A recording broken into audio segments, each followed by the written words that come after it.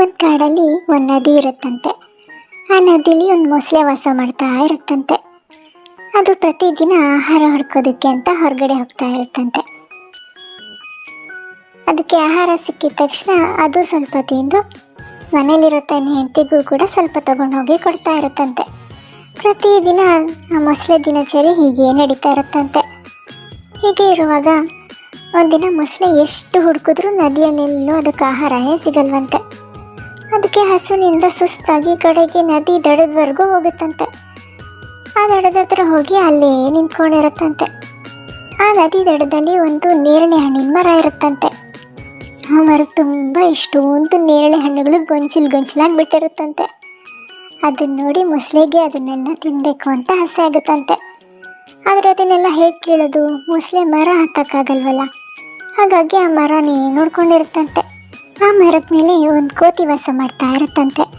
ಅದು ಪ್ರತಿದಿನ ಆ ನೇರಳೆ ಹಣ್ಣುಗಳನ್ನ ತಿಂದ್ಕೊಂಡು ಆರಾಮಾಗಿ ಆ ಮರದಲ್ಲೇ ಬದುಕಿರುತ್ತಂತೆ. ಅದು ಈ ಮೊಸಳೆ ನೋಡುತ್ತಂತೆ.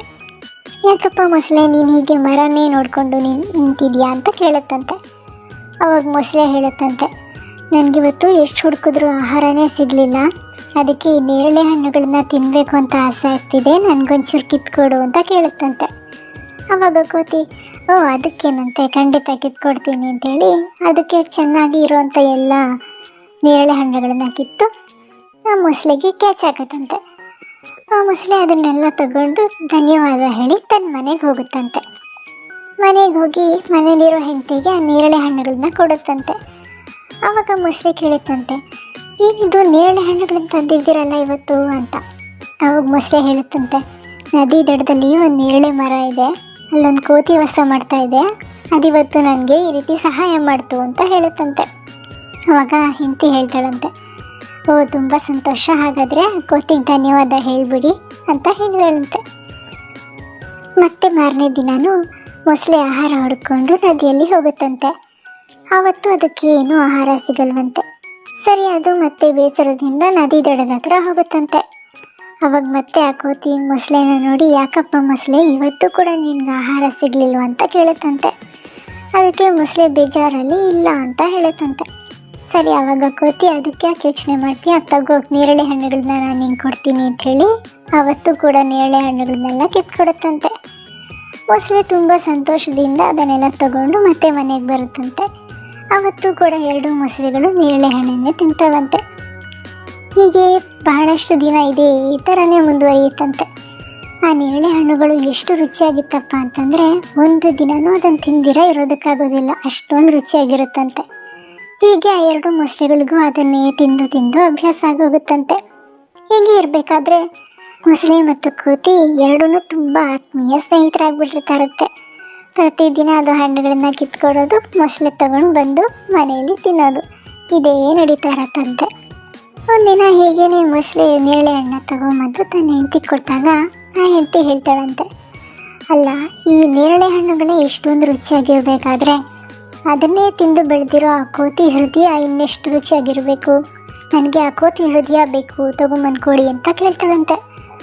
ಈ ಮೊಸಳೆಗೆ ತುಂಬಾ ಭಯ ಆಗೋಗುತ್ತಂತೆ.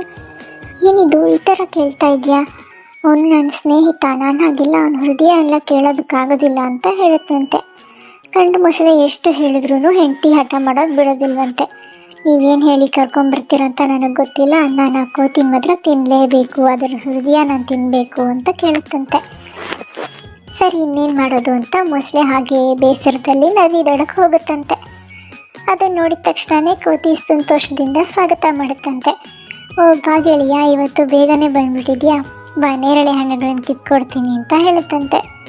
ಆವಾಗ ಮೊಸಳೆ ಹೇಳುತ್ತಂತೆ, ಇಲ್ಲ ಗೆಳೆಯ, ಇವತ್ತು ನನ್ನ ಹೆಂಡತಿ ನನ್ನ ಮನೆಗೆ ಊಟಕ್ಕೆ ಕರೆದಿದ್ದಾಳೆ, ನೀನು ಬರಲೇಬೇಕು ಅಂತ ಹಠ ಮಾಡ್ತಾ ಇದ್ದಾಳೆ ಅಂತ ಹೇಳುತ್ತಂತೆ. ಆವಾಗ ಕೋತಿ, ನನ್ನನ್ನು ಆಹ್ವಾನ ಮಾಡಿದ್ದಾರೇನೋ ಅಂತ ಅಂದ್ಕೊಳ್ಳುತ್ತಂತೆ.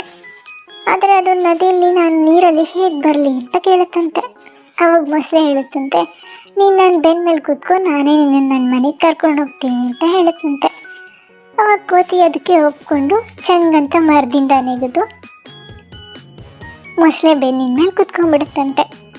ಮೊಸಳೆ ಹಾಗೆ ನದಿಯಲ್ಲಿ ಮುಂದಕ್ಕೆ ಹೋಗ್ತಾ ಇರುತ್ತಂತೆ. ಹೋಗ್ತಾ ಹೋಗ್ತಾ ಮಧ್ಯದಲ್ಲಿ ಮೊಸಳೆಗೆ ನಿಜ ಹೇಳಿಬಿಡಬೇಕು ಅಂತ ಅನಿಸುತ್ತಂತೆ. ಅದು ಕೋತಿಗೆ ಹೇಳುತ್ತಂತೆ, ಗೆಳೆಯ, ನಾನು ನಿನ್ನ ಕರ್ಕೊಂಡು ಹೋಗ್ತಾ ಇರೋದು ನಮ್ಮ ಮನೇಲಿ ಊಟ ಮಾಡೋಕ್ಕಲ್ಲ. ನನ್ನ ಹೆಂಡತಿ ಹೀಗೆ ನಿನ್ನ ಹೃದಯನ ತಿನ್ನಬೇಕು ಅಂತ ಆಸೆ ಪಡ್ತಾ ಇದ್ದಾಳೆ. ನಾನು ಎಷ್ಟು ಹೇಳಿದ್ರೂ ಕೇಳಲಿಲ್ಲ, ಹಾಗಾಗಿ ನಿನ್ನ ಸುಳ್ಳು ಹೇಳಿ ಕರ್ಕೊಂಡು ಹೋಗ್ತಿದ್ದೀನಿ ಅಂತ ಹೇಳಿಬಿಡುತ್ತಂತೆ. ಕೋತಿಗೊಂದು ಕ್ಷಣ ತುಂಬಾ ಭಯ ಆಗೋಗುತ್ತಂತೆ. ಆದರೂ ಅದು ಧೈರ್ಯ ತಗೊಂಡು ಒಂದು ಉಪಾಯ ಮಾಡುತ್ತಂತೆ. ಅರೆ ಗೆಳೆಯ, ನೀನು ನನಗೆ ಮೊದಲೇ ಹೇಳಬಾರ್ದಾಗಿತ್ತಾ? ನಾನು ನನ್ನ ಹೃದಯನ ಕಿತ್ತು ಮರದಲ್ಲೇ ಇಟ್ಬಿಟ್ಟು ಮರೆತುಬಿಟ್ಟು ಬಂದುಬಿಟ್ಟಿದ್ದೀನಿ ಅಂತ ಹೇಳ್ತಂತೆ. ಮೊಸಳೆ ಅದು ಮೂರ್ಖ ಮೊಸಳೆ ಆಗಿರುತ್ತಂತೆ. ಅದಕ್ಕೆ, ಹೌದಾ ಗೆಳೆಯ, ಹಾಗಾದರೆ ಬಾ, ಇವಾಗಲೇ ಮರದಿಂದ ಅದನ್ನು ತಗೊಂಬರೋಣ ಅಂತ ಹೇಳುತ್ತಂತೆ. ಹಾಗೆ ಹೇಳಿ ನದಿ ದಡದ ಹತ್ರಕ್ಕೆ ಕರ್ಕೊಂಡು ಹೋಗ್ತಾ ಇರುತ್ತಂತೆ. ಇನ್ನೇನು ನದಿ ದಡ ಹತ್ರ ಬರಬೇಕು ಅಷ್ಟರಲ್ಲಿ ಕೋತಿ ಚಂಗಂತ ನೆಗೆದು ಮರದ ಮೇಲ್ಗಡೆ ಹೋಗ್ಬಿಡುತ್ತಂತೆ. ಅವಾಗ ಮೊಸಳೆ ಹೇಳುತ್ತಂತೆ, ಬೇಗ ನೀನು ಹೃದಯ ತಗೊಂಡು ಬಾ ಮತ್ತೆ ಅಂತ ಕರೆಯುತ್ತಂತೆ. ಆವಾಗ ಕೋತಿ ಹೇಳುತ್ತಂತೆ, ಹೋಗು ಮುಟ್ಟಾಳ, ಯಾರಾದರೂ ಹೃದಯನ ತೆಗೆದು ಮರದಲ್ಲಿಟ್ಟು ಮರೆತು ಬರೋಕ್ಕೆ ಸಾಧ್ಯನಾ? ನೀನಂತ ದ್ರೋಹಿನ ನಾನು ಸ್ನೇಹ ಮಾಡಿಕೊಂಡಲ್ಲ, ಅದು ನನ್ನ ತಪ್ಪು ಅಂತ ಹೇಳುತ್ತಂತೆ. ನೀನು ಬೇಡ, ನಿನ್ನ ಸ್ನೇಹನೂ ಬೇಡ ಅಂತ ಹೇಳಿ ಆವತ್ತಿಂದ ಮೊಸಳೆ ಫ್ರೆಂಡ್ಶಿಪ್ನ ಕೋತಿ ಕಟ್ ಮಾಡಿಬಿಡುತ್ತಂತೆ. ಈ ಕಥೆ ನೀತಿ ಏನಪ್ಪ ಅಂತಂದರೆ, ಉಪಾಯ ಬಲ್ಲವನಿಗೆ ಅಪಾಯವಿಲ್ಲ. ಇದರಲ್ಲಿ ಮತ್ತೊಂದು ನೀತಿನೂ ಇದೆ, ಏನು ಗೊತ್ತಾ? ಉಂಡ ಮನೆಗೆ ಎರಡು ಬಗೆಯಬಾರದು ಅಂತ. ಮತ್ತೊಂದು ಕಥೆಯೊಂದಿಗೆ